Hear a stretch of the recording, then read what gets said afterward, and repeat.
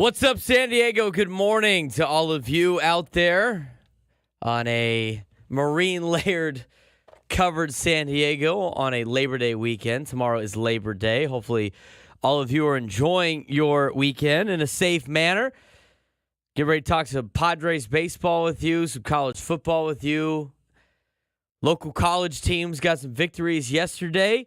University of San Diego beat Cal Poly at the FCS level. It's a huge win for Brandon Moore and his coaching staff in year 2 at the helm at USD. And in his first year at the helm at San Diego State, Sean Lewis got a victory yesterday for the San Diego State Aztecs, which was great. Aztec Fast started off a little bit slow yesterday. Wasn't that fast. But as he mentioned on the Andy Nelson show on Friday, it was going to take a little bit of time.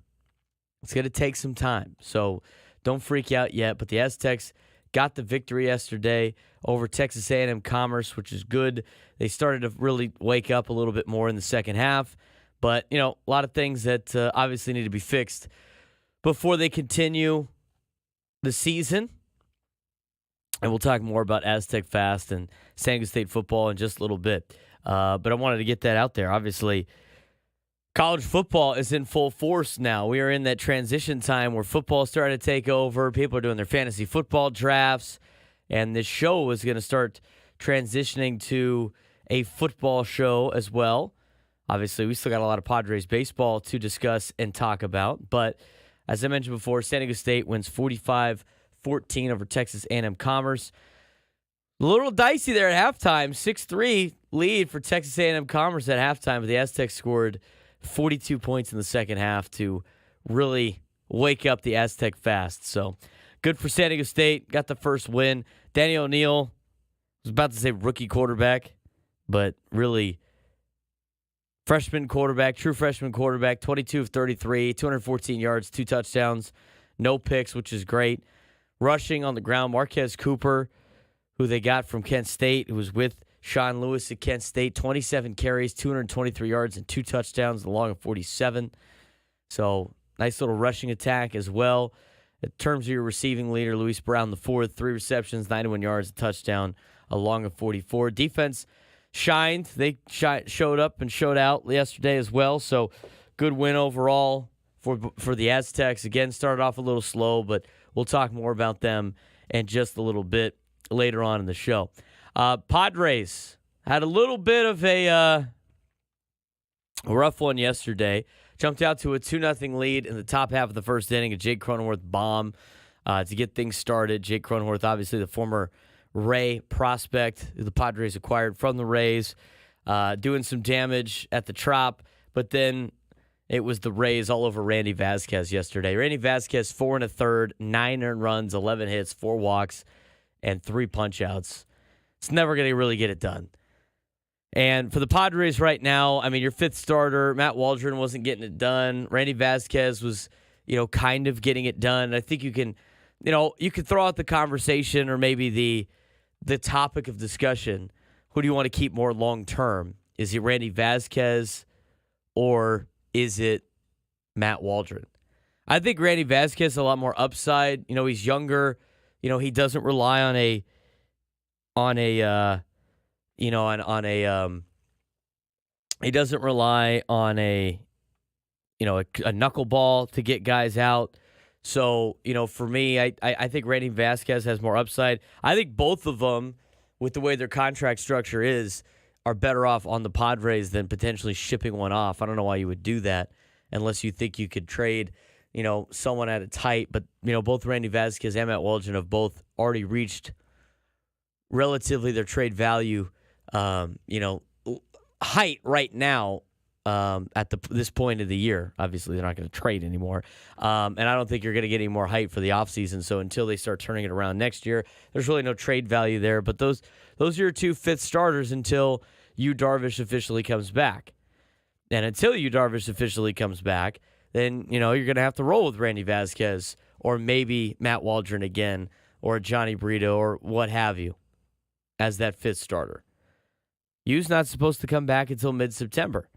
That was last updated yesterday. Again, he threw 4 innings in a controlled game environment at the team's spring training complex in Peoria against Reds minor leaguers on August 30th. So that was Friday. He faced 18 batters through 66 pitches and reported after the outing that he felt well. Manager Mike Schultz said reports on how Darvish threw were very favorable. Veteran right-hander's next step would presumably be a rehab start. Darvish was reinstated from the restricted list on August 23rd, with the club subsequently returning him to the injured list. Darvish was dealing with the groin and elbow injuries earlier this season, but he says those injuries have subsided and that his placement on the injured list is strictly a matter of ramping up. So ramping up is you, Darvish, and you're just going to have to tread water. And that's exactly what the Padres have been doing, and that's exactly what I want to talk about. The Padres are treading water right now in this playoff push. That's not necessarily a bad thing, by the way. Is it good in terms of trying to win the division? No, it's not. But the Padres at this point, with the way that the Dodgers are playing against the Arizona Diamondbacks, which is a benefit for the Padres to an extent. It'd be even better if the Padres can win today, and I'll get to that in just a second. But the way that the Dodgers have really cooled off the Diamondbacks, and the Padres are tied with the Diamondbacks, and in a thick race, a really tight race with Arizona to try to get that top wild card spot and host a playoff game, I think that the Padres are in a better spot right now to try to win the top wild card spot than is to try to catch the Dodgers. If the Padres wanted to catch the Dodgers right now, this treading water is not going to work out. Being 6 games out of a division lead. Again, with the division and just with games back, if you want to play it from the safe perspective, when you look at 6 games back, again, it's not like you have a really good week and they have a really bad week.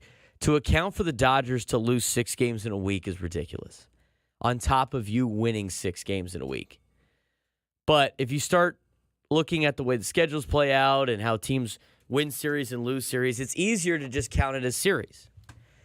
In order to make up 6 games in the standings, you have to win 6 series in a row, and the team you're trying to chase has to lose 6 series in a row.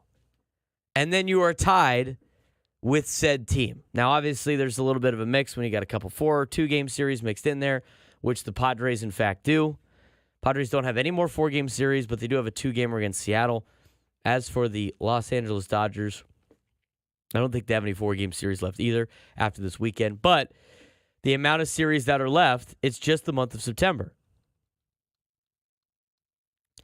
Padres have, as well as the Dodgers, 8 series left in September. So if you want to catch the Dodgers, in the month of September, LA is going to have to lose 6 out of their next 8 series, and the Padres are going to have to win 6 out of their next 8 series.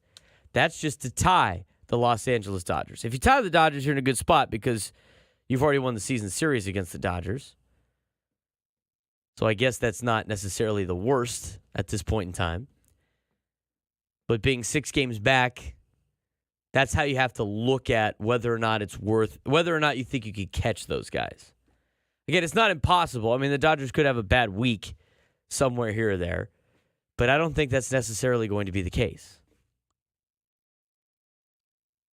If you look at who the Dodgers are playing to finish out the season, after this weekend against Arizona, which is not counting towards this,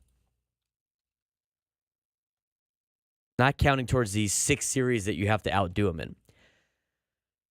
Padres have a 2-game series against Seattle later on in the season, okay, in the middle of September.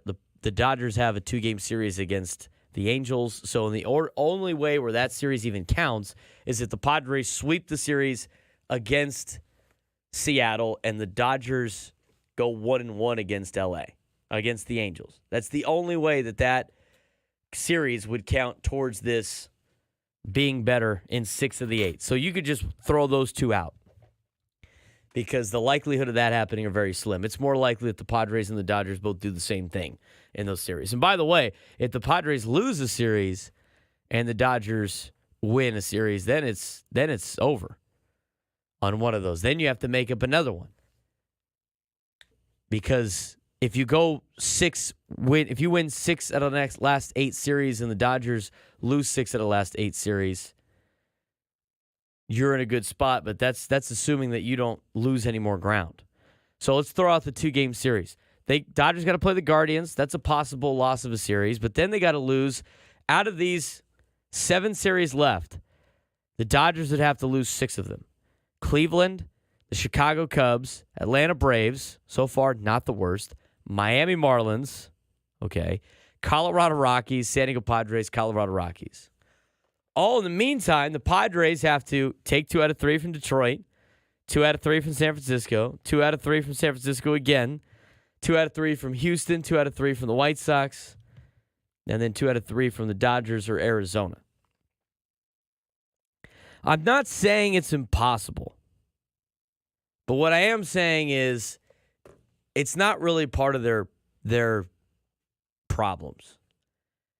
It was about a week ago. It's not anymore. Because the 6 games are I want to say out of reach. I mean, we'll see what happens the next 2 days. If the Padres can beat Tampa and then beat Detroit tomorrow at home for a day game, a late afternoon game on Labor Day, coming from the East Coast, that's a rough one. And the Dodgers lose the Diamondbacks the next 2 days, and it's 4 games, and then you only have to make up 4 series. So it's not impossible, but it shouldn't be the mindset, especially the way the Padres are treading water. And when I talk about treading water, that's kind of what they're doing. I mean, they're 5-5 in their last 10. It's a tough stretch for the Padres. We talked about this before. We've talked about this ad nauseum. These 18 games in 18 days. These 26 games in 27 days for the San Diego Padres. In the middle of the dog days of summer, in some pretty hot environments. Now, in Tampa Bay, they got the dome. All right, they're playing at the Trop, so it's not as bad. But that doesn't mean it's nice and cool. But they had to go to St. Louis. That was hot. I mean, it's been hot at Petco Park. It's been hot here in San Diego. Not necessarily when they've been out of town, but it has been hot.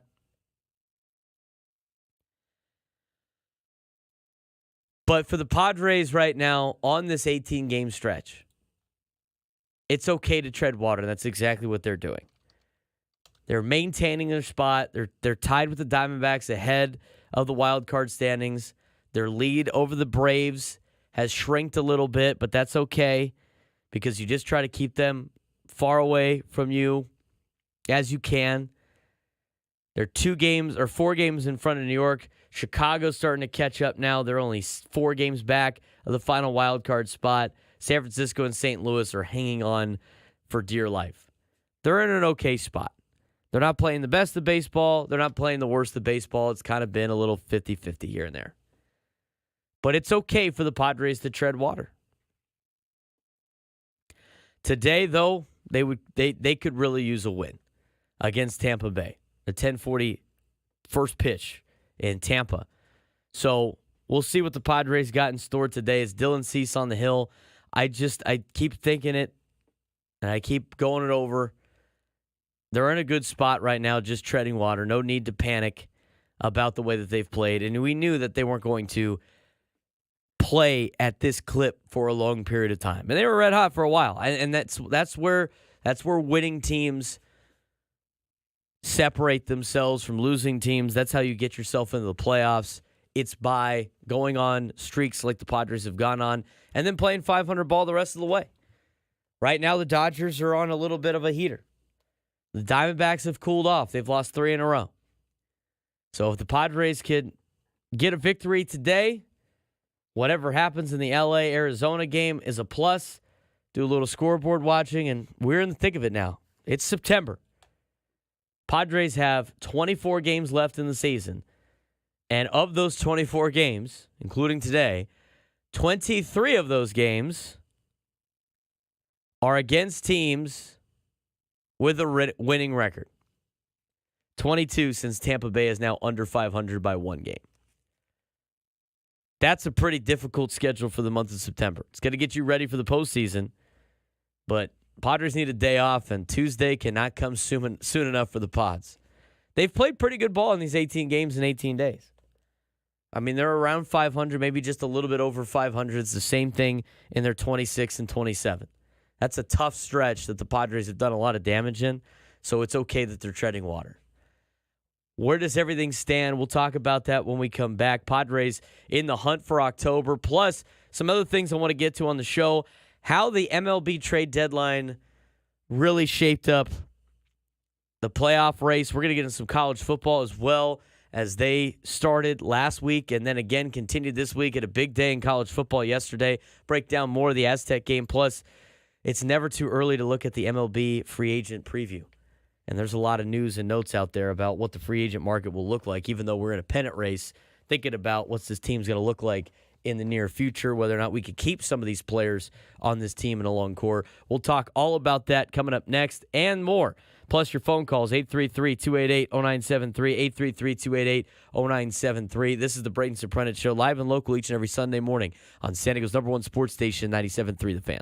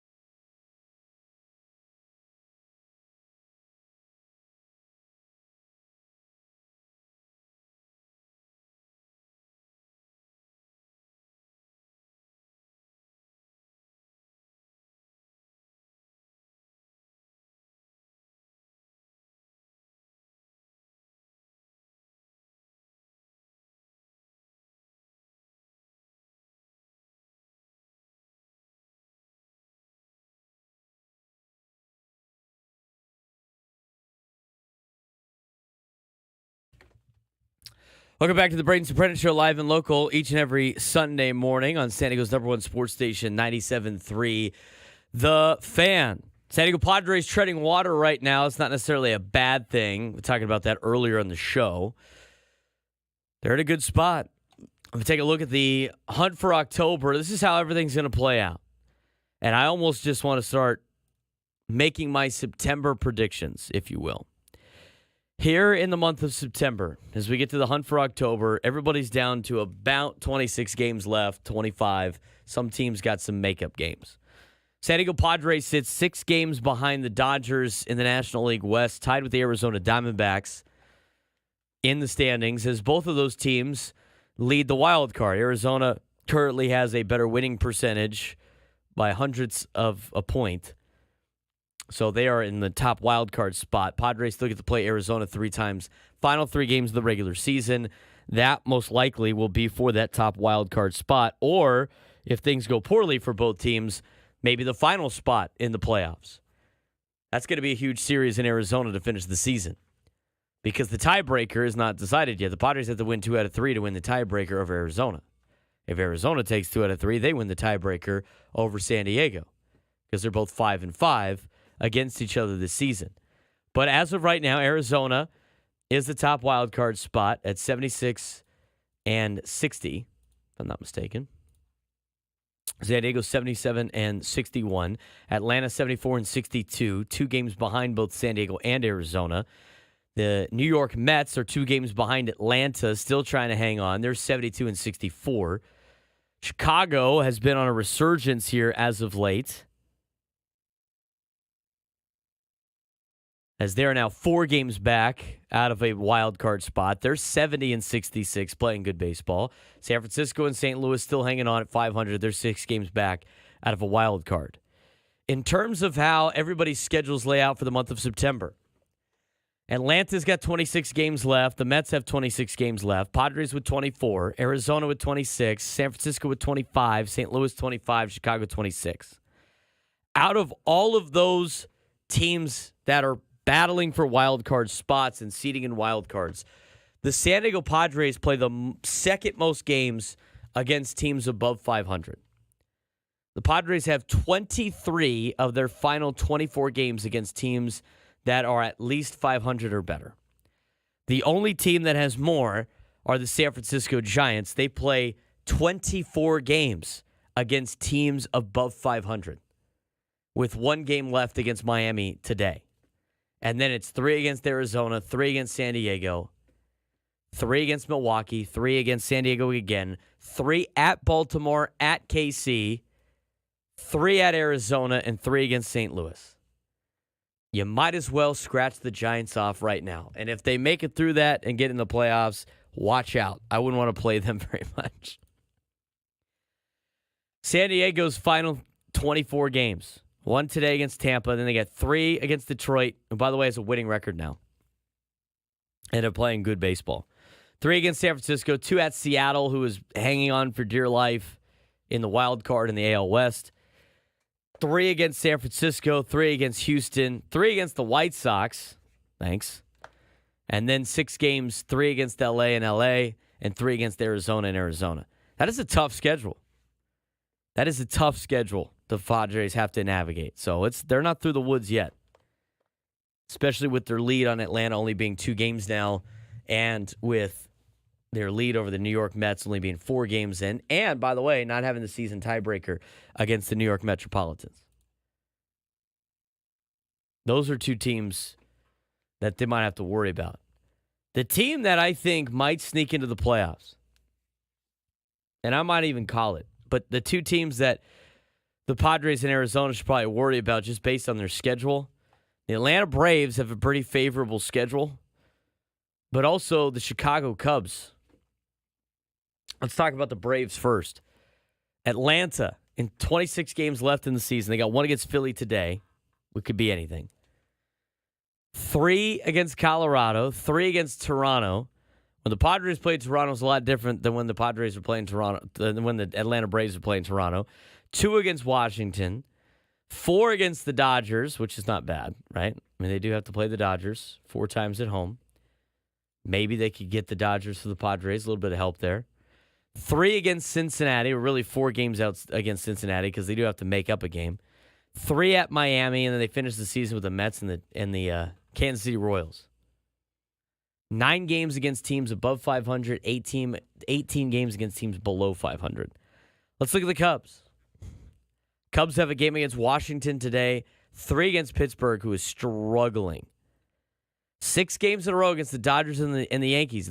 If the Cubs could tread water there, they're going to be in a good spot because after that, it's Colorado, Oakland, Washington, 3 more games against Philly, and then Cincinnati. 9 games against teams above 500, 15 games against teams below 500. San Francisco seems like they're in a bad spot. St. Louis has to deal with the Yankees one more time today. Then they got 6 games against Milwaukee and Seattle, followed by some games against Cincinnati, Toronto, and Pittsburgh. They'll play Cleveland 3 more times, 3 at Colorado, and then 3 against San Francisco. Not the hardest schedule, not the easiest schedule for St. Louis. Arizona's got some tough teams on their schedule as well. 2 more games against LA today and tomorrow. 6 against San Francisco and Houston. 2 against Texas. 3 against Milwaukee. 3 against Colorado. 4 against Milwaukee. 3 against San Francisco. And 3 against San Diego. So Arizona and San Diego have 2 of the hardest remaining schedules at the 2 top spots in the wild card.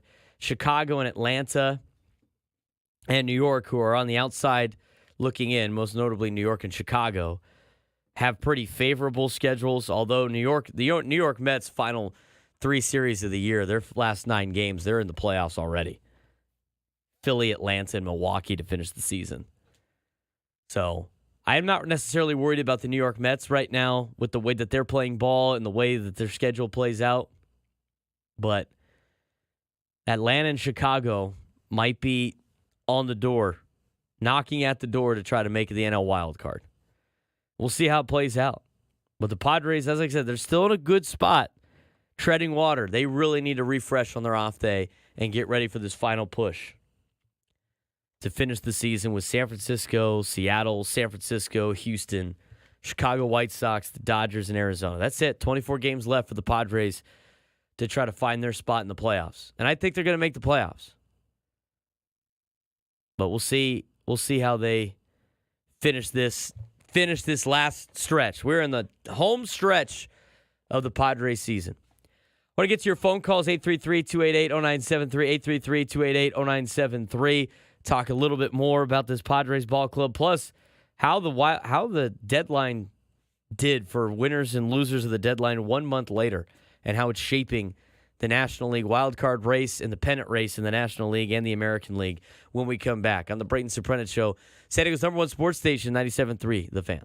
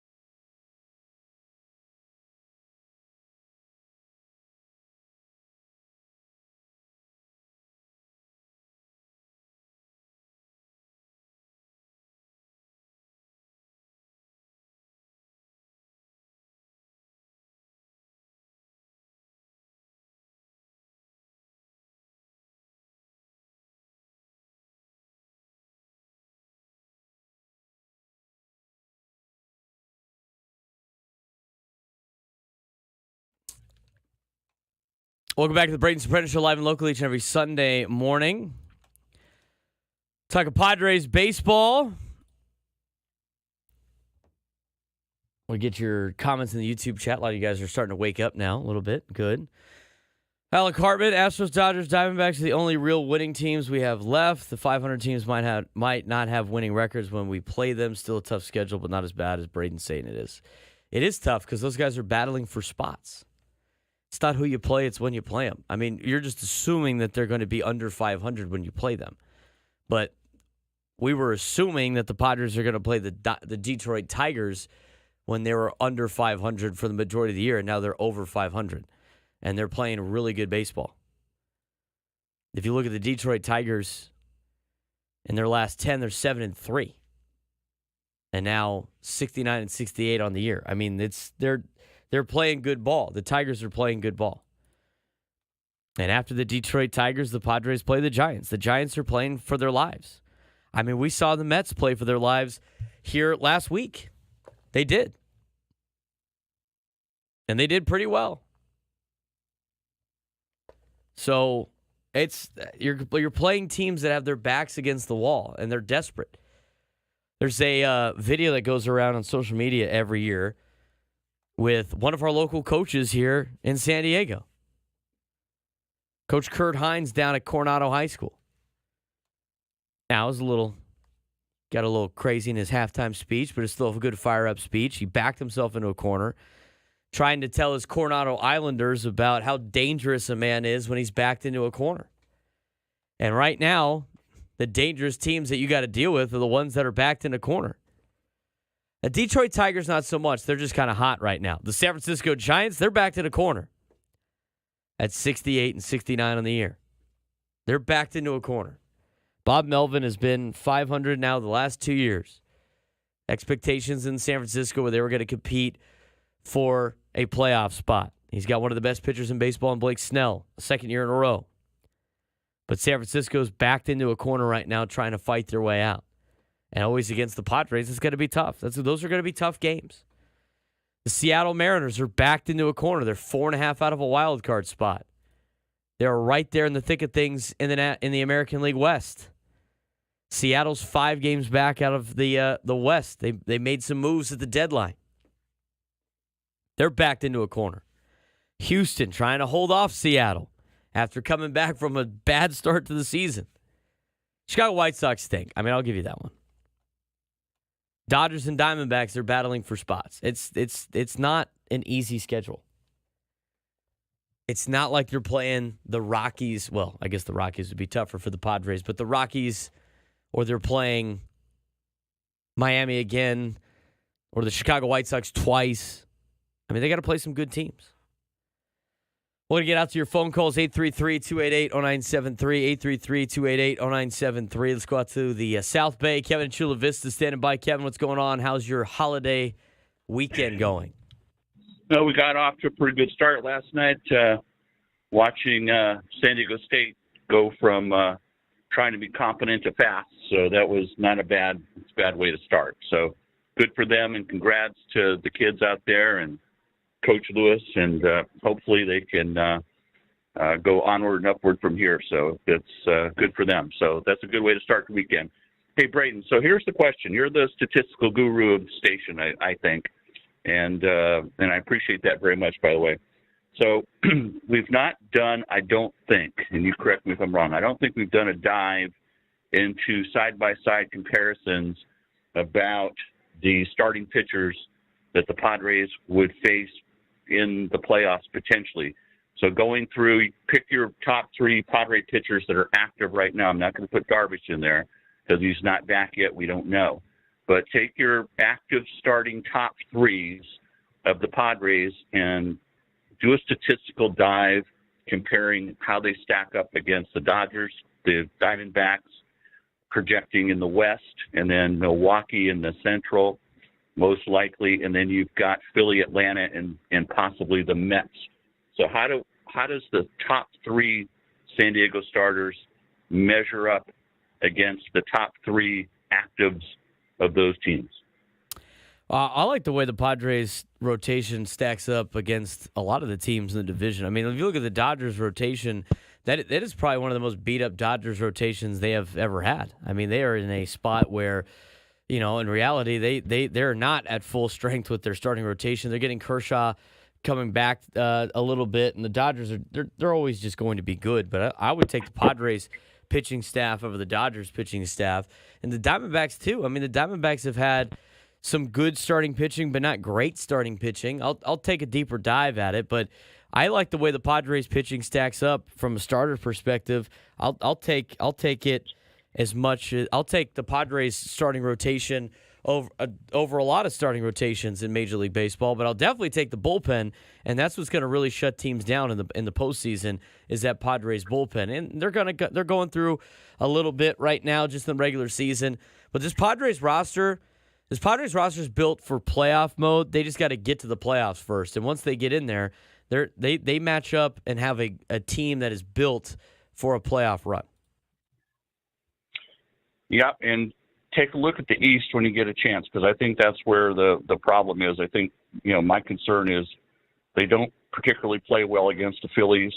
They had, at least this last time go around, they had a hard time with the Mets.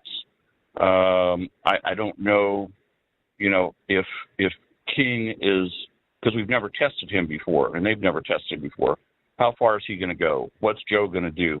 The wild card to all of this is Yu Darvish. If Yu Darvish can come back and give us Yu Darvish of his historical proportions here, then that's going to help tremendously. And I think the one other wild card to all of this is, what does Fernando do when he gets back in the lineup? If Fernando can come back and be a shot of energy, which this team needs a little bit, because you've got some tail off coming from the likes of Jake and Profar's falling back a little bit.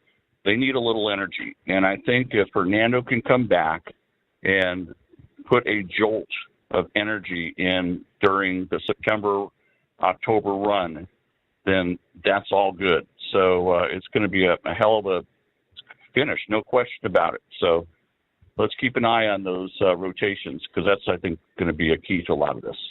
Well, Kevin, I appreciate the phone call. Thanks again for calling in. We'll talk to you next time. Best to you, and good luck to your guys up at Cathedral, too. So keep an eye on them. So fingers crossed for you, Bubba. Well, I appreciate that, Kevin. Don's off to a 2-0 start. And we're going to talk more high school football on these radio airwaves. And we got a show announcement coming up at about 15 minutes about a new show that's going to be debuting tomorrow night. We're going to talk a lot of football on the airwaves here on 97.3 The Fan with yours truly. We'll talk about that in just a little bit. Don's got a victory over Chaminade on Friday. It was a good game for us. It was fun. Always great beating a team from L.A., being down here in San Diego. Love doing the beat L.A. in different facets, right? Not just taking care of the Dodgers, but beating all the Dodger fans in high school football, huh? How about that? Don's did pretty well over the weekend.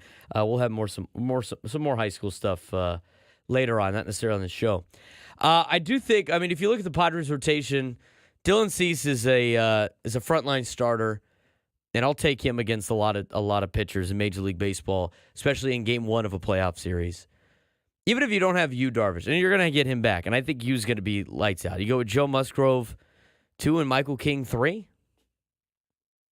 Possibility. Martin Perez has been serviceable. I think he's probably better off in the bullpen as a long relief guy in the postseason. But I like those 1, 2, 3. I think you start running into a little bit of issues with the number 3 starter in Michael King, just because he hasn't pitched this long before in his career. He hasn't put together this long of a season. He hasn't pitched this many innings before. But when you start looking at the rotations and how everything plays out for the San Diego Padres and potential matchups, I like their spot. I mean, the Phillies, they don't match up well with the Phillies. At least they haven't. And they haven't played the Phillies well at all in years. And they're going to have to overcome that if they want to be able to, win a world championship or a National League pennant. They're going to have to go through Philadelphia or hope somebody else does. But Philadelphia has really come back down to earth after a great start to the season. They would be the only rotation that I think would be better than the Padres, at least on paper. Without really taking a deeper dive into things, that's who my pick would be. I think the Padres have a better team from top to bottom than the Dodgers do in a lot of different facets. Do the Padres top 3 stack up with the Dodgers top 3? No. I'm not even going to try to sell you that. Being on the Padres flagship station and from San Diego, right? A little bit of a homer, right? When you're thinking about it blindly from this perspective, they don't have a better top 3. There's nobody in baseball who's got a better top 3 than the Dodgers do, with Mookie Betts and Shohei Ohtani and Freddie Freeman in some type of order. But the Padres do have a better batting order from top to bottom than the Dodgers do. But the bottom half of that order stinks. You got a bunch of guys hitting under 200. I mean, that team is a feast or famine on the top half part of that order. From a rotation perspective, I mean, it's good, but it's not great. I mean, they'll get good outings. I mean, it's the Dodgers. They're a well-fined, well-tuned organization. They're going to find success. But the rotation doesn't necessarily scare me. Padres have gotten the better of it more times than not. Are you looking at the starting rotation? I mean, Gavin Stone's good. Tyler Glasnow back on the injured list. I mean, Walker Buehler's been struggling all year. Bobby Miller's been struggling all year. Clayton Kershaw's back. He's okay. I think the Padres have a better bullpen than the Dodgers do. The Padres have a better rotation than the Dodgers do. And from start to finish, the lineup's better. I wouldn't say in no way the Padres have nothing better than the Dodgers. That's just foolish. I mean, look at the rotations. Padres have a better rotation. The Dodgers' rotation has not been playing very well. Jack Flaherty, 3.49 ERA. All right, cool. It's not the usual rotation that you're used to seeing out of the Dodgers. I mean, the bottom of the order is just not good. I mean, they continually give Kike Hernandez at bats. The guy's hitting .216 with a .626 OPS. They got 3 guys in their batting order that are under OPS plus of 100. I mean, Chris Taylor has had a miserable season. James Outman was terrible before he got sent down. Austin Barnes up to 250 now. I mean, but they got a lot of spots that are under 100 on their OPS plus. They're not that scary. I don't think there's a lot of teams in Major League Baseball that are scary. I thought the Phillies were, and then they came back down to earth. Why? Because most teams play 500 ball for the majority of the season, and then they go on some runs. You look at Philadelphia's rotation, I would say Philadelphia's rotation is probably better than the Pods. Zach Wheeler, Aaron Nola, Christopher Sanchez has been pitching well. Ranger Suarez, Taijuan Walker hasn't been great, but he's a veteran 5th starter. They haven't been awful. They've probably been the best rotation in the National League. But to me, if you start stacking it up, I'll take the Padres pitching staff against a lot of pitching staffs, especially if you add Yu Darvish to the bunch. Especially if you add Yu Darvish to the bunch. I want to get back to your phone calls, 833-288-0973, 833-288-0973. Let's get to Mitch in New Jersey. Mitch, what's going on? Brandon, how you doing? Well, it's been a while. How's everything? It's going well. Very busy, Mitch. Got a lot going on, but I'm young. I can do it, you know? I think you're going to get another show. You said on Monday, the high school. I mean, I'm loving the high school out there in California and, of course, the Pac-12, even the Mountain West. I mean, the ex-Pac-12 teams did quite well, especially the quarterbacks. And I hope your high school is doing well. You said Cathedral, the 2-0? Cathedral Catholic's 2-0, Mitch. We're off to a good start. Got a big game against Mountain Point from Arizona in the Honor Bowl coming up next weekend. I just hope all these good quarterbacks in California do not choose Alabama or Georgia, please. Anyway, I think it's hitting. You know, Kershaw is on he's got a broken toe or bone spurs in his, he left because of he's on the injury list now. Was that 10 days, 15 days? So I never seen a team, and I'm including football, with so many injuries. It's comical. But I think it's the hitting. I mean, their teams win with hitting, and it's hard to believe that both Cronenworth and Brofart having a better year than Mr. Manny Machado, who's never hit 40 home runs in the season, and he's not going to do it this year either. Even though he's been coming on pretty strong, he's got his 100 RBIs. A little disappointed in Manny Machado, and I just can't wait for Tatis to come back. I think a hit, of course, yardage too, of course. But I think a Hitton's going to win. Hitton's going to win everything. Thank you for letting me talk, and of course, I don't give you a chance, but what else is new? All right, you have a good holiday. Enjoy the rest of your holiday weekend. All right, Mitch, appreciate the phone call. I'm not disappointed in Manny Machado. He's done well. He's got exactly what you expect him to do. He's getting close to that record, too, of, tying and breaking Nate Colbert for most home runs in Padres history. That's insane that has taken that long. I mean, I'm not surprised. I mean, the Padres, for a long time have been a team that has had a brand new team almost every year. I mean, when I was growing up as a Padres fan, watching, from the late 90s through the 2000s, I mean, they had a brand new team almost every single year. And now they don't. I mean, it's so great to be a Padres fan now as a kid growing up, knowing that you got the same guys over and over and over again coming up and being on the team every year and not having to figure out who your favorite player is every year. I mean, it would have to change all the time. It came to a point for me, I just kept saying Tony Gwynn. And I only got to see him for the tail end of his career. It would be like my all-time favorite player, Tony Gwynn. Who's your favorite player now? I don't know. We got like 15 different guys every year. Just as a kid. Profar's playing well, as Mitch said. I mean, Manny Machado is, he's at 274 with a 790 OPS. He's doing fine. He's over on OPS. His OPS plus is over 100. He's got 23 home runs. He was never a big home run hitter. He was a gap-to-gap hitter, line drive hitter. When Machado and Bogaerts hit home runs, it's because they scorched the ball. They're not necessarily power hitters. They're great. They're good all-around hitter. Machado's a good all-around hitter. I mean, you're not going to expect him to hit 40 home runs in a season. If he could get 30 for most of the time during this contract, you're in a good spot. 23 right now is solid. It's solid. You don't really need anything more out of that. You don't need anything more than the 30 home runs that he's getting potentially this season. You just like to see him break Nate Colbert's record for most home runs in a Padres career. It's incredible to me it's taken this long. But he's hunting it down. Home runs, Nate Colbert has 163. Machado now tied with Adrian Gonzalez for 161. Second most all time. So one more home run, he'll be in second place by himself. Two more, he'll tie Nate. Three more home runs, and the Padres home run leader in the history of the Padres will be Manny Machado. You know who's number 10 right now? It's Fernando Tatis Jr.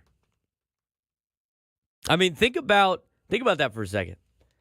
I mean, Manny's at 161 right now. The guy plays almost every day.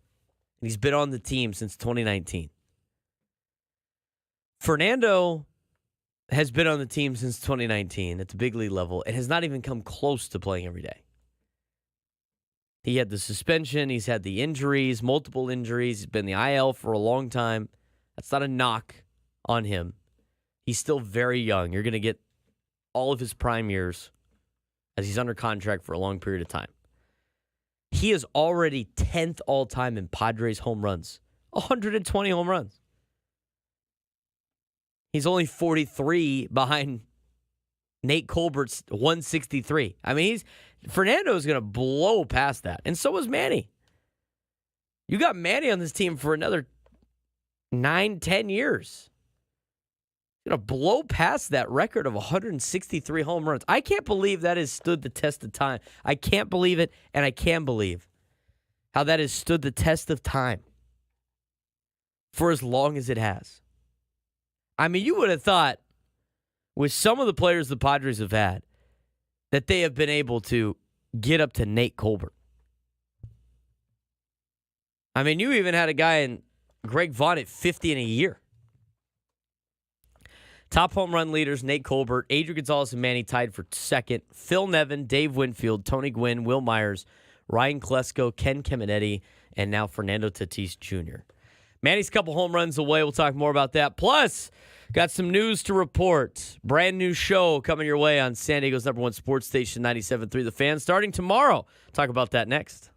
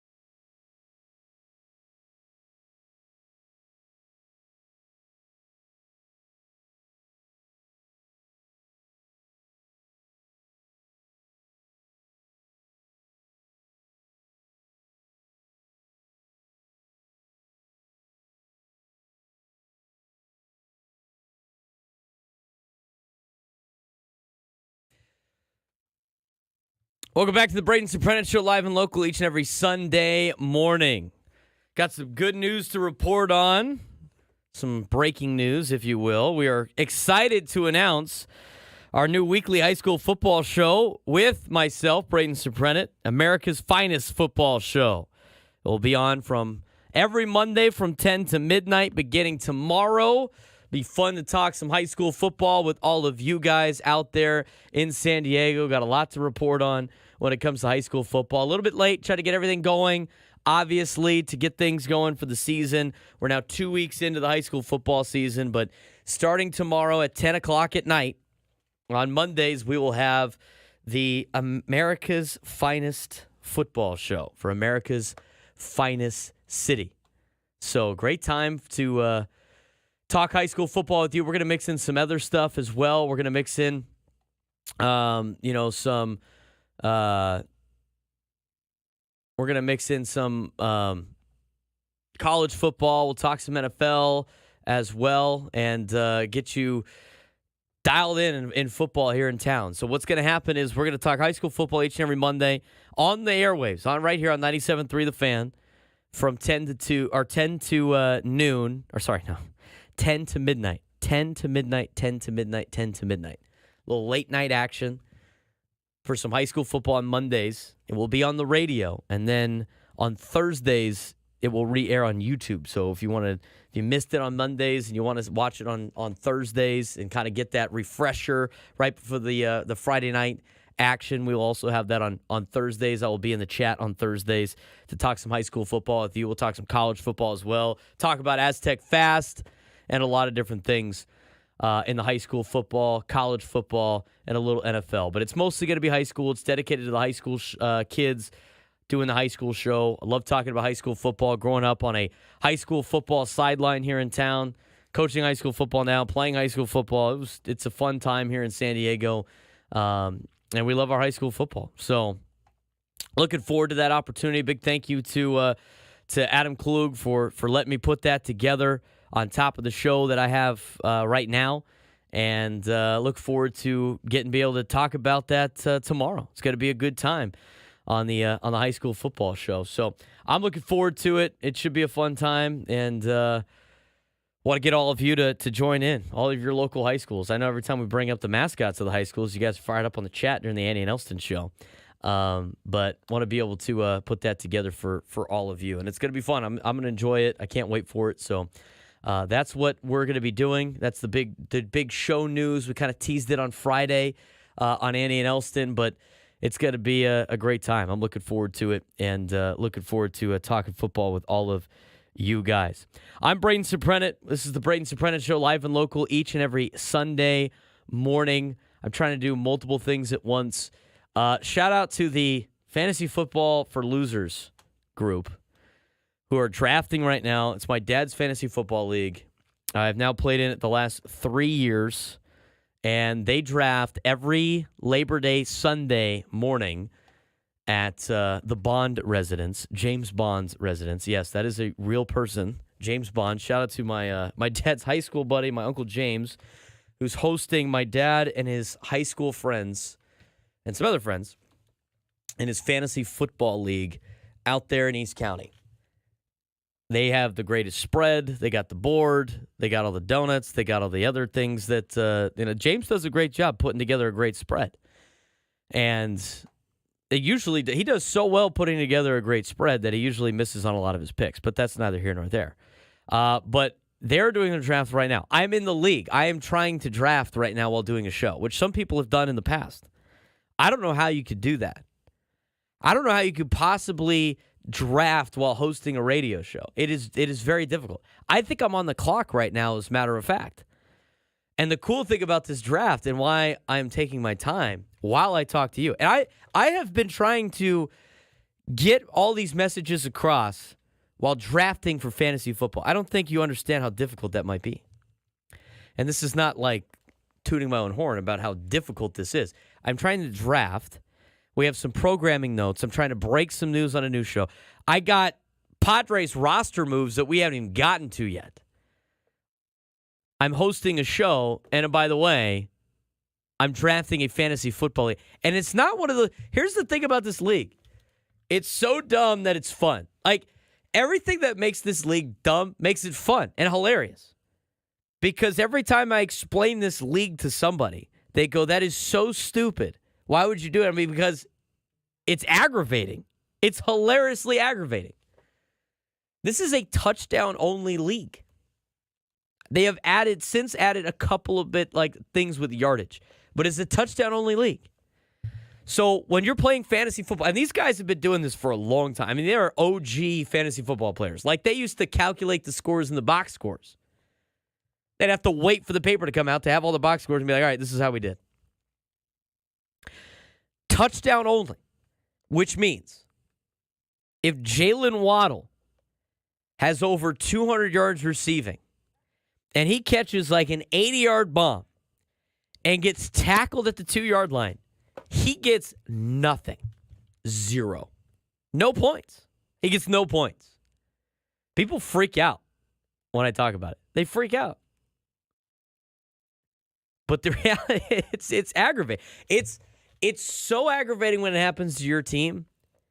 But at the same time, when the guy that's in the lead has their best player get tackled at the 1 3 times, or march down the field with one player, it's like, oh, Kelsey. We're going to take him out. We're going to throw it to some other guy. He gets the points. As you may imagine, the most frustrating thing would be to have a running back that played for the New England Patriots during the Bill Belichick era. Sonny Michel. Nope, we're going to take him out. We're going to have somebody else run the ball. See, look, now they're commenting in the thing. Now I'm just dragging it out because now I know that they're listening to the show and they understand that the whole draft is held up. I will say this. James Bond, shout out to James Bond, took a long time to make his picks. And then I had to redo it on my sheet here, and I'm trying to make my picks as effortlessly as possible with what we have available, what I have readily available, and what I have left to draft.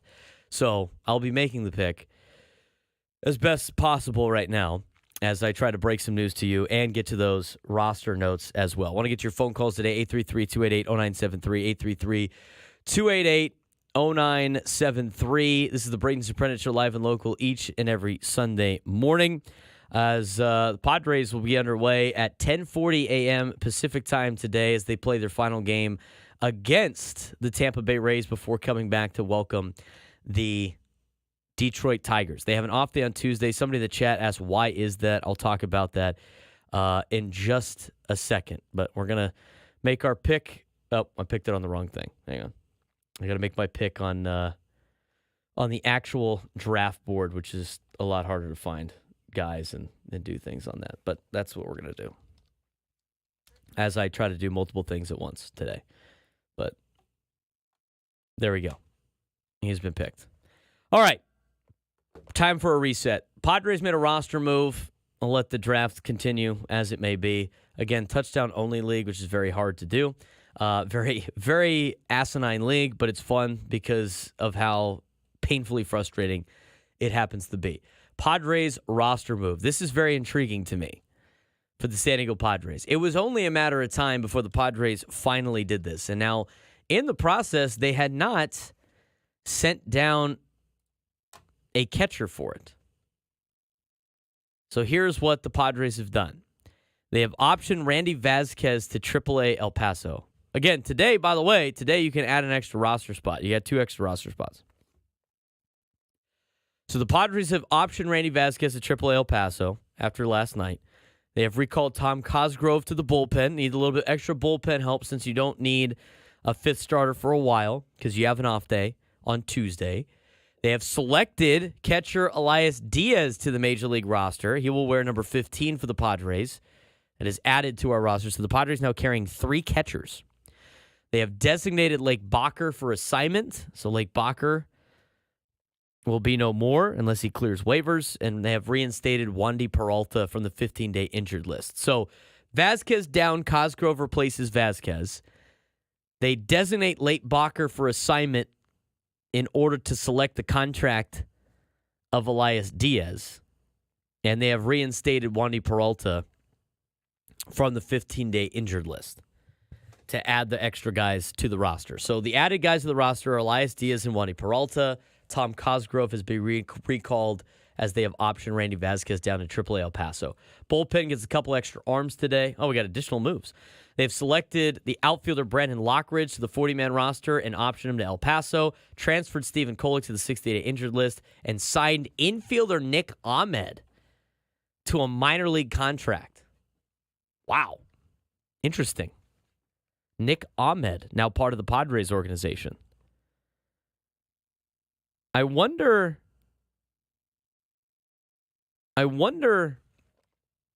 if the Nick Ahmed signing is an insurance policy on Hassan Khan. I doubt it, but it's an interesting sign for the Padres with Nick Ahmed. I'm just glad, this is just kind of a personal thing. I used to walk around like you go down to Little Italy, and I love Little Italy. I'm Sicilian. I love my Italian heritage. Obviously, my both sides of my family, on the grandparents' side, my grandmothers both lived in Little Italy with all the Italians when they were all fishermen down there. And so we love going down to Little Italy. It's a little bit different now than it was in the past before I was born. But in Little Italy, they have all the famous banners of the Italians. And they had, they got a local radio person. I don't know why I'm not on there. I think I should be on. I need a petition to be on there. Am I enough of? I don't think I'm enough of a celebrity, but I'd love to be on there one day. That's the goal: to be famous enough to be on the Little Italy banner down in Little Italy to represent the Italians and the famous Italians. But anyway, on that sheet, for one period of time, I think it's when they play stickball down there. They put all the Italian baseball players on the banners. And, when Anthony Rizzo was on the team, it made sense because he was on the Padres. But then it was here's all the Italian players just in Major League Baseball down here in Little Italy. And I was like, okay, all right. And I remember, Nick Ahmed was on there for a while. I'm like, why is the Diamondback, why is Nick Ahmed down here? And it's finally come full circle. But Nick Ahmed is now a member of the Padres organization. He's on a minor league contract. We'll see how long that lasts. I mean, it sounds like they would be bringing him up very quickly, just like they did with Elias Diaz. Interesting move nonetheless for the San Diego Padres with the Nick Ahmed sign. That was part 2 of these roster moves. Part 1, again, option Randy Vasquez to AAA El Paso, recalled Tom Cosgrove from AAA El Paso, selected Elias Diaz to a Major League roster, designated Lake Bacher for assignment, reinstated Wandy Peralta from the 15-day injured list. In addition, they added Brandon Lockridge to the 40-man roster, and have added him to have optioned him to El Paso. They have transferred Stephen Kolek to the 60-day injured list and have signed Nick Ahmed to a minor league contract. Interesting. Interesting to say the least. So bullpen upgrade, and then now the Padres are carrying 3 catchers. So we'll see if the Padres will put a lineup out, and they did. They put a lineup out an hour ago.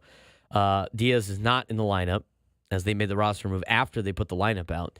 Arise, Profar, Cronenworth, Machado, Bogarts, Merrill, Peralta, Campusano, and Mason McCoy. Starting lineup for the Padres. I don't mind the 3 catchers. I like Elias Diaz a lot. I mean, we talked about him on the show this week.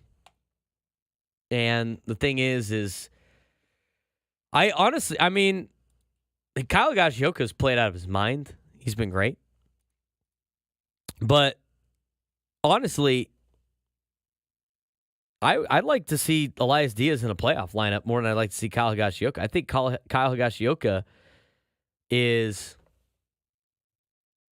one of those players that is the best when he is a backup catcher.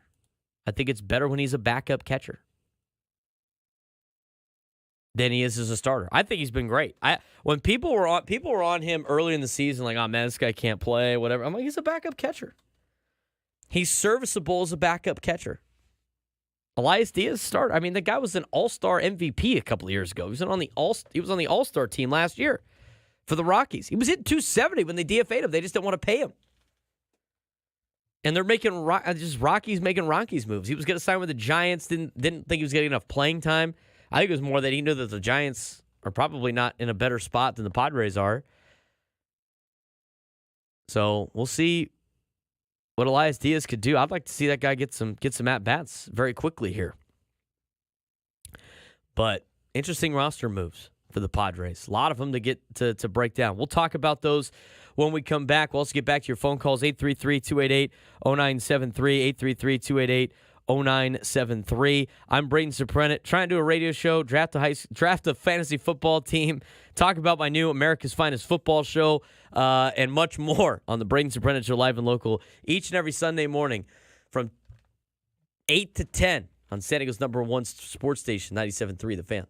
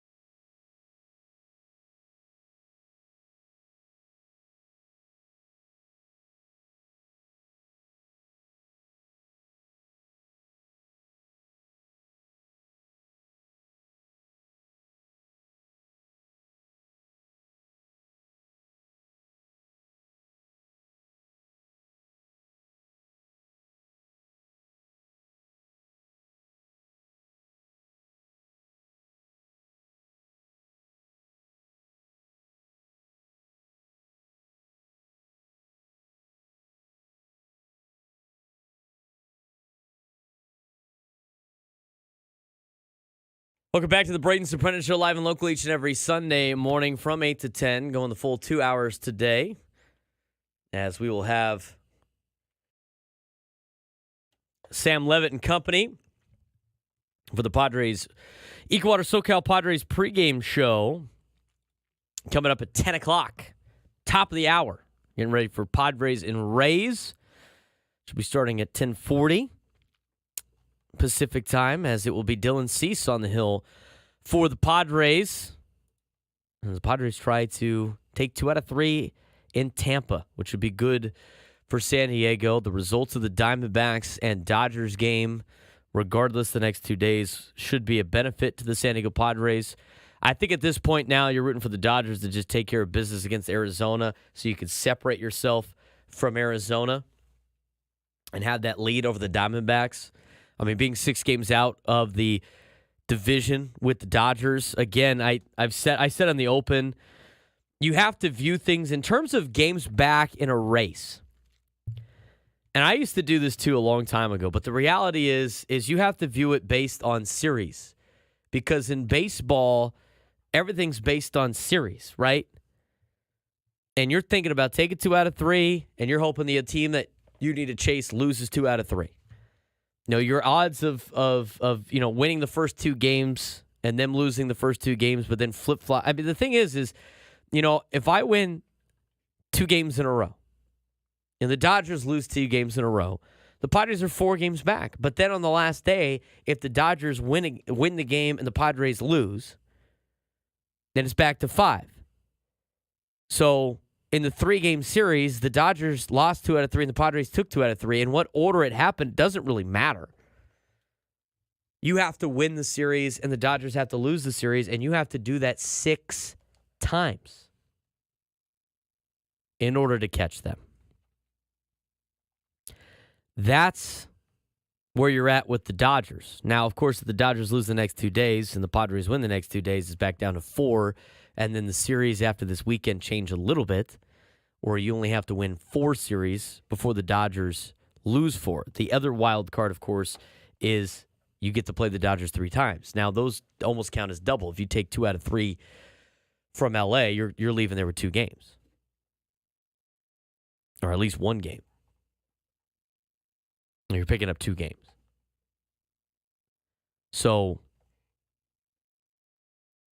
you're only picking up 1 game. So the Padres trailing the Dodgers by 6 games, you probably need them to beat the Diamondbacks today. And worry about getting that second spot and hope the Dodgers collapse at some point in time, which is definitely not necessarily the greatest of strategies. I've said it before with the division. I think the division would be icing on the cake. I think it would be, it would be nice. I think it'd be a good treat to the fans. But at the same time, it doesn't really matter in the way things are right now in Major League Baseball with expanded playoff and with everybody's playing everybody every single year. It doesn't really matter. The last 2 6 seeds in the National League have gone on to win the National League and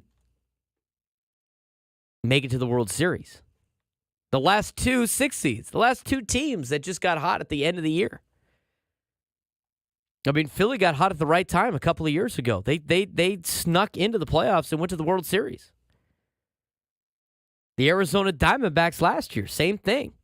They arrived a little bit early, played out of their mind, snuck into the playoffs, made it to the World Series. That's not necessarily the best plan of attack for everybody, but you just got to get in.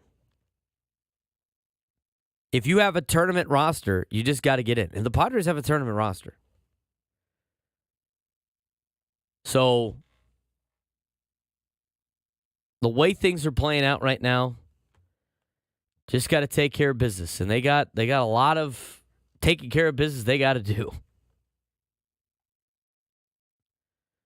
Coming up with the schedule that they have to play and the order they have to play it. Want to get back to our phone calls today, 833-288-0973, 833-288-0973. As the Padres again, made some roster moves today. What do you think about Elias Diaz being on the Padres roster? I thought it was only a matter of time. I like the pickup. I think it's a nice pickup. I think if you start looking at this roster for the Padres for the postseason, it stacks up. I think it stacks up with a lot of good teams.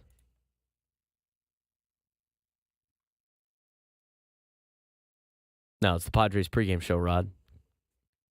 Easy, buddy. Rod's losing his mind in the chat. But if you look at the Padres playoff roster, I mean, you think about it from a perspective of, just from top to bottom. You got, in the outfield, your starting outfield's going to be Profar, Merrill, Tatis. Your infield's going to be, because I think Hassan Kim's going to come back eventually. You got Kim and Bogarts up the middle. You got Cronenworth, Machado at the corners. You got a Rise as a designated hitter. Behind the dish, you now have probably Elias Diaz. If you want to carry an extra catcher, it's Campusano and Higgy on the bench with Peralta and Solano. You got a pretty solid lineup there. You got veterans coming off the bench. You got young players participating. Guys like Jackson Merrill. Your rotation's legit. Your bullpen's probably one of the best in Major League Baseball. I don't know what the Nick Ahmed situation is, but Nick Ahmed signs with the Padres on a minor league deal today. That's kind of interesting. Maybe an insurance policy on one of these players. But you'll start looking at this rotation of Cease and Musgrove and King. Add you Darvish back to it. You got Martin Perez as a fifth starter. Your bullpen in the back end with Suarez, Scott, and Adam. Yes, I said it backwards on purpose. But guys in the middle with Estrada, Morahan, Matsui, Brian Hoeing has been great. Wandy Peralta just got activated again.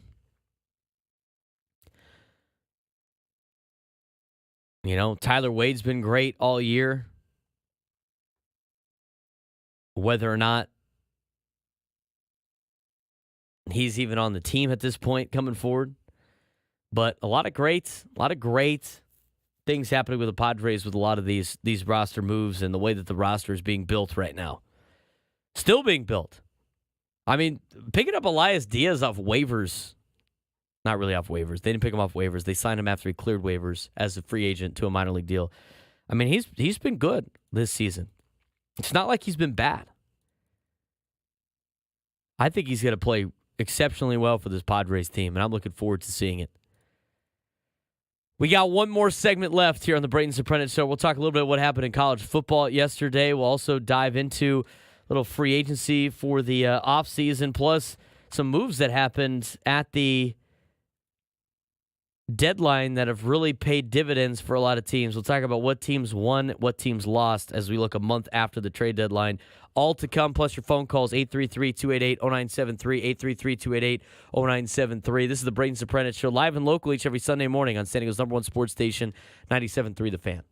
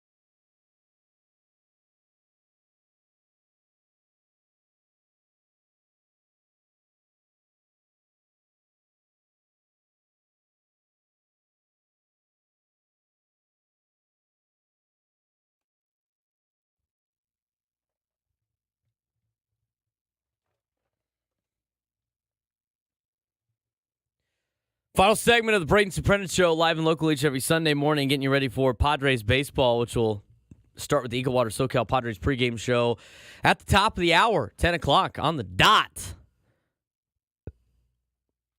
I'm Braden Surprenant. Got some news to report earlier in the show. We'll be doing a high school football show on Monday nights. It will air usually after Monday Night Football, but it will be from 10 to midnight each and every Monday night. And then it will re-air again on YouTube on Thursday nights. So if you missed it on Monday, we'll have it all covered for you again on Thursday on YouTube. For all of you YouTube people, I'll be in the chat commenting on Thursdays as we get you ready for high school football each and every Friday. We are now through 2 weeks of the high school football season. A lot of teams starting to separate themselves. Again, we got a new playoff seeding system. We'll talk about that on the first show tomorrow. We will talk about the new top 10. I will give you my vote each and every week that I do vote in the Union Tribune. Talk about the big games, get a little bit into recruiting, and we'll talk some of the local college football as well. San Diego State with a win yesterday over Texas A&M Commerce. Aztec Fast started a little slow, but they were able to really figure it out there in the second half. They put up 42 points in the second half. You're going to see some struggles from some of these guys early on, adjusting to a new offense. A lot of offenses, it takes some time to click at the college level. I mean, that's why you see a lot of scores of games that are tight in the first week, especially with teams on the road or, sometimes, some of these schools that can hang for a little bit. The underdogs can hang for a bit. And the difference is when teams get upset, it's when they start making mistakes when the other team starts hanging a little bit. I mean, you look at Arizona last night, they were in a dogfight with New Mexico, who blew a 17-point lead to Montana State the week prior, and then second half just steamrolled them. And the difference, again, is them being tied at 28 midway through the second quarter, or tied at 24 in the second quarter, and starting to get nervous a little bit. When you panic and you flinch, that's when those big teams lose, and those big teams that have major lines in their favor end up losing. So some teams avoided disaster yesterday. Oregon beat Idaho 24-14. That was a close one. Idaho gave Oregon everything they could handle. Hawaii gave UCLA a run for their money last night. I mean, Abilene Christian almost beat Texas Tech in game one and almost had some crazy upsets in the first weekend of college football. College football continues today, 4:30, where USC will take on LSU from Allegiant Stadium in Las Vegas, Nevada. Try to get some more football talk in, but we want to get to your phone calls again. 833-288-0973, 833-288-0973. High school football show starts tomorrow. America's finest football show with Braden Surprenant. Mondays from 10 to midnight. Let's get out to Brandon, El Cajon. Brandon, what's going on? Hey, good morning. Good morning. Good to hear your show on again. Best show on your station. I appreciate that. Yeah, I had to take a little time off. It's hard to work every single day, Brandon, when we're doing the pre- and post-game show, but back and at it, and shouldn't have too many misses from here on out. Yeah. Hey, it's been I've really enjoyed this run they went on. It looks to me like if they can get on another run, they can go. I think when they're playing 500 ball, it's not as optimistic. Yeah, it's not, but at the same time, I mean, most teams play at a 500 clip. I mean, that's just how most major league teams play at throughout the season. They go on runs, and I think, right now, and I'm not a big, I don't like to give too much leeway on they have to play 18 games in 18 days. They're paid professionals, all right? They know how to do it. It's tough. Nobody said it was easy, but they're treading water through this tough stretch. It is a tough stretch, and I'm going to give them the benefit of the doubt for the 26 games in 27 days and the 18 games in 18 days. But, after this day off on Tuesday, they should be ready to make their final push. Yeah, they got to get on another run in order to hit the playoffs on a run like that. That's what it's going to take. 100%. What else you got for me? I think the best thing that's happened to the team this year is Jackson Merrill. I really think he's the best player on the team. That's just been great to see. And one thing I really have wanted to say a couple times when I called you is, when I'm watching and listening to the games, I really think all the announcers, please stop calling Fernando Toddy. It sounds so pathetic. Tatis is a great player, but you can't really even depend on him. And they call him Toddy with such reverence that it's really weak. Well, I mean, you don't like the fact they're calling him by the nickname, or the fact that they talk about him in a high way? No, I think he's a great player. He's just hurt all the time. I just think that's such a weak nickname that every time I hear it, I go, "Come on," Well, I mean, that's baseball. I mean, most baseball everybody's got the nickname is like guy's last name with E on the end, like Crony, Toddy. Yeah. I mean, you go through it. I mean, there's a lot. It's baseball speak, as they say. Guy's got a dip in his mouth. Hey, Toddy, get over here. That's just kind of how they talk. I mean, that's just the way it is. And with the broadcasters, I mean, most of the broadcasters are employees of the Padres, and they travel with the team. They're around the team a lot. I mean, I just from personal experience as a broadcaster with another team with USD Baseball, obviously on a different scale, you're around the team a lot, and they know you as being part of the organization and the team, and everybody calls the guy Toddy, and everybody in the organization calls him Toddy. You call him Toddy, so not overly upset about that. I get where you're coming from, Brandon, but at the same time, it's just they're part of the organization. The entire organization calls them by that name, and those are just kind of the nicknames that a lot of the players get in Major League Baseball. So that's why they kind of do that thing. Not saying it's right or wrong, just saying that's why it comes about like that. No, I understand all that. It's not a big deal either. I think occasionally the Padres have had an issue with another team maybe throwing at Profar and they don't do anything about it, and it's just they need to not embrace the overly softness of it. It's not a big deal. Just my opinion. Oh, yeah, I appreciate the phone call, Brandon. Thank you very much. Let's get out to Nate in San Marcos. Nate, what's going on? Hey, how you doing? I got a couple predictions. I got one that the Padres go on a 4 series sweep. 4 series sweep. As far as hang on. Yeah. Oh, what do you mean by they're gonna win? They're gonna sweep 4 series in a row? Yes. Wow. What's your what's your math on this? How'd you come up with that? Faith. Faith. I also got. We're on it. That's it. You know what? Keep the faith. I like it, Nate. I also got one more prediction. Padres Yankees World Series. Recreate Yep. 1998. Get the revenge against Soto. Yep. And Tatis. I don't know what. I think Tatis is. You just called him Toddy, dude. You just pissed off Brandon. Come on, man. Come on. We just had the phone call about the Toddy, and then you dropped the Toddy. Come on. Oh, it's man. weak, Brandon says. I'm just giving you a hard time. I'm sorry. Yeah, I'm used to the short names, nicknames. My grandfather played semi-pro ball for the Phillies farm team in San Bernardino back in the day in the 50s. So, but yeah, I'm looking forward to the Padres in the World Series facing the Yankees, facing Soto, and should be a good next 4 series sweep. Well, I hope that's the case. I appreciate the phone call, Nate. And if the Padres win the World Series, that would be fantastic. Especially against any revenge against the Yankees would be great. I know an inner young Tony Gwynn Jr. would be all over that.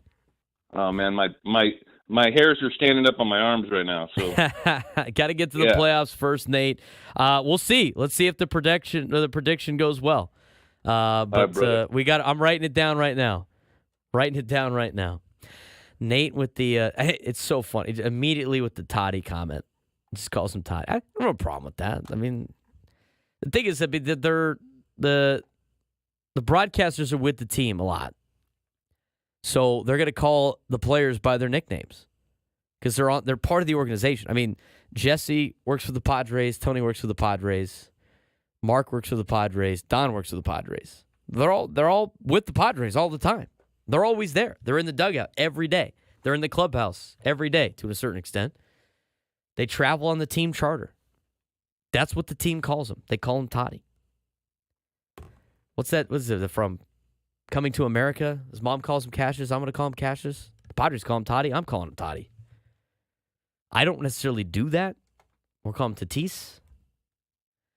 But it's funny in the chat, like on YouTube, Boogie goes, has the shine worn off on Toddy? Sad days. I don't think it has. I mean, the thing is, he's been hurt. I mean, but the injuries this year, it's not even his fault. It's not like the same situation. It's not like, the bike accident and everything, right? That they allegedly said happened or maybe did not happen. It's not like he was out and about doing things that he shouldn't have been doing and he got hurt. He has a fracture in his femur that he was playing on and was still doing really well playing on his femur. Being microfracture, whatever the official term was. He's got to be, when he comes back, he's got to be fine. You gave that guy a ton of money with no trade clause. He is on the team. You're going to play him. And as I said to end the last time I had this show, before I had 2 weeks off with the pregame show, EcoWater SoCal Padres pregame show, which will start in about 13 minutes with Sam Levitt. Who would you rather have in right field? Fernando Tatis Jr. or Bryce Johnson? Seriously. I mean, do I even have to ask the question? And that has nothing to do with Bryce Johnson. But who would you rather have? I would rather have Fernando Tatis Jr. in right field than most players in Major League Baseball. And that's not even a question. It's not even a question.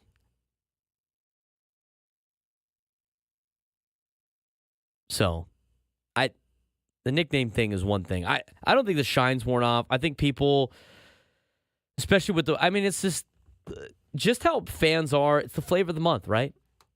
I mean, that's why the NFL stands for not for long. Because it's what have you done for me lately? That's how sports is. Sports has always been and always will be what have you done for me lately? And so right now, if you think about it, the new flavor of the month here for the Padres is Jackson Merrill. Has Jackson Merrill just surpassed Fernando Tatis Jr. as a player? No. Not even fair to compare the two. But the reality is, Jackson Merrill is the new flavor of the month. He's doing everything in his rookie season that Fernando was doing, right? He's hitting home runs. He's driving in runs. He's making great plays in the field. I still think it's apples and oranges comparison. He has had better numbers than Fernando in Fernando's rookie year, but he's played more games. But what has been recent? It's been Jackson Merrill dominating for the Padres and being this young phenom player, right? What has been recent for the Padres? Fernando's been on the injured list. He's been on the injured list for a long period of time. But I don't think a lot of people, and somebody in the chat's like, whoever wants Fernando off this team needs to turn in their gear. I don't think anybody wants him off the team. I feel like some people just want to take a shot for no reason. Or just be like, well, I like Jackson Merrill now. This other guy doesn't play. He's never healthy. He's going to be fine. Him and Jackson Merrill going off together is going to be great. It's going to be great. So, that's that. I'm still trying to put together a fantasy draft while doing this. We got to get to I'm going to get all my high school football stuff done now, too, for this week. Yeah, I want Tatis and Merrill together, too. It's going to be great. High school football this week. We got the new high school football show starting up tomorrow night from 10 to midnight. Should be a fun time. Normally it'll be after Monday Night Football. No Monday Night Football this week. NFL starts on Thursday. Had some great college games yesterday. College football comes back together again today. USC and LSU will play tonight at 4:30 on ABC. And then Monday, we do have football again. It's Florida State and Boston College will play tomorrow. So even though there's no NFL Monday Night Football, you still have college Monday Night Football to finish off this opening weekend. Quickly talk about San Diego State. Aztec fast was Aztec slow to start the season, but they're going to work that out. And Sean Lewis said that on with Andy Nelson. It's going to take some time. He's got a true freshman playing quarterback, a brand new system for a lot of new players here at San Diego State. It's going to take some time to build it up. And when you're going through that process, at least it's good to get a win, and they're able to beat Texas A&M Commerce this weekend. The seats, I mean, it was kind of empty in the stadium. I think we got to start to get some people to get to the Aztec games. I think Sean Lewis is going to do a good job in getting people to Aztec games because they're going to be fun to watch. And I think you got to have a spot where you're fun to watch, especially in this town, if you want to get people to back college football. But it's a quick turnaround. I mean, they got Oregon State this week, coming up on Saturday. The Oregon State Beavers come to town, and that game will be at 7:30 on CBS Sports Network. Oregon State, even though they're no longer a power conference team, they're still a good football team. And that's going to be a tough tester for the Aztecs. If they can pull that game off, it'll be great. But as of right now, they got a lot to work on. It's going to be tough sledding. They're already one game closer to trying to hit that over. 4.5 wins for the Aztecs was the over-under this season. I think they're going to hit the over. Oregon State, if they beat Oregon State, they're definitely going to hit the over. And they got Cal, Central Michigan, and then they start conference play with a conference, non-conference game against Washington State mixed in. Liked what I saw out of the Aztecs for the second half. Did not like what I saw out of Aztecs in the first half.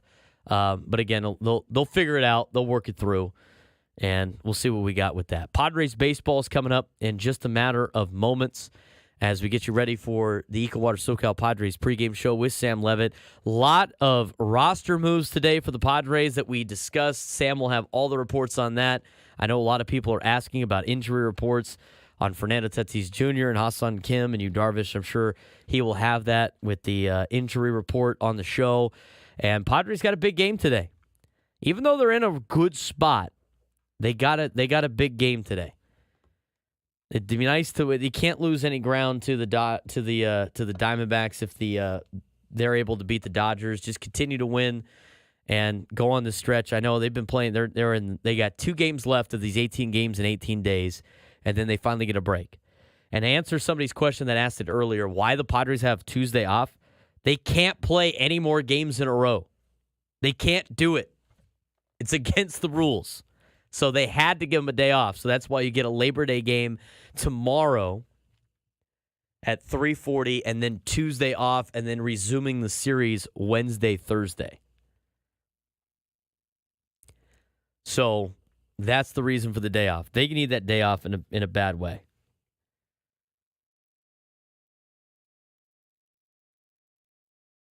Padres, Rays this morning.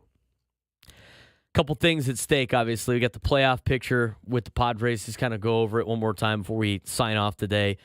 Didn't get to the trade deadline winners and losers from a month evaluating later, or the MLB free agency preview. We're going to try to talk about that on the show this week with Andy Nelson.